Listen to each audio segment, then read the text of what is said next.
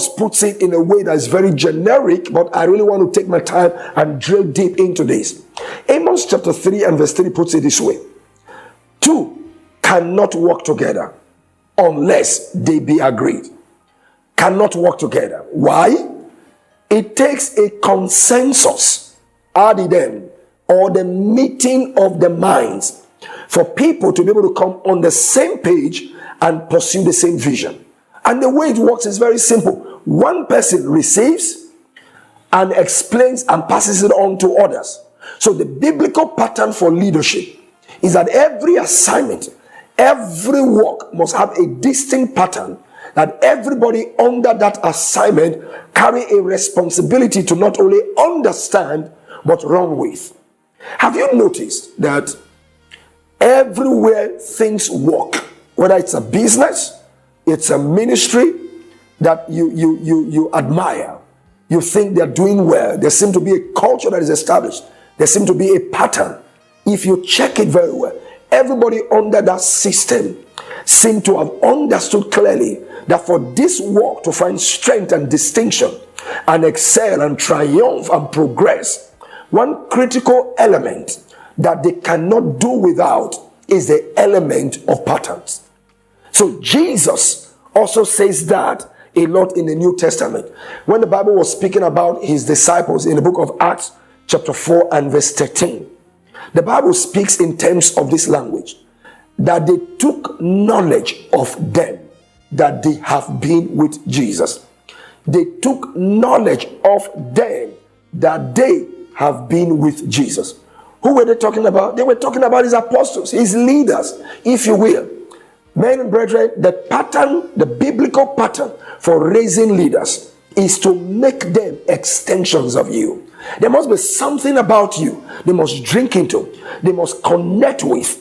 Otherwise, they can't go too far with you. Two cannot work together unless they are in agreement. That agreement is not just consensual.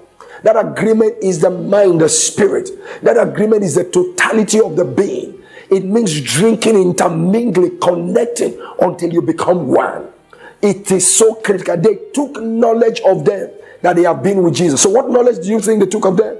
The way they spoke, the empathy, the charisma, the grace, the character, the attitude. They just took knowledge that these guys are acting, talking, behaving like Jesus. So they took knowledge of them.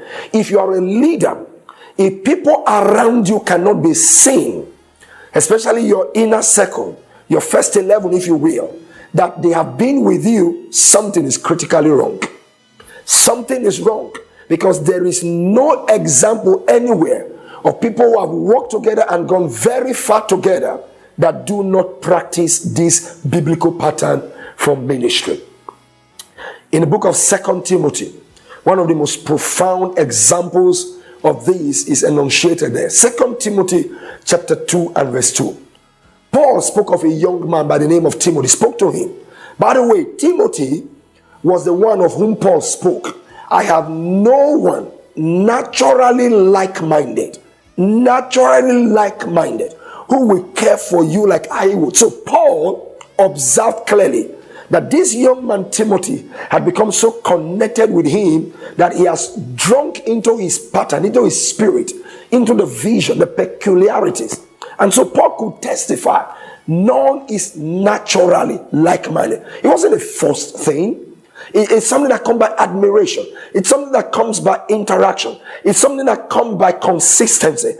Something that comes by deliberately promoting and projecting the spirit and the grace that is upon your leader. So naturally, Timothy had become so subsumed into that nature of Paul. So Paul, on the strength of that, gave him this assignment in 2 Timothy chapter 2 verse 2. What did Paul say to him?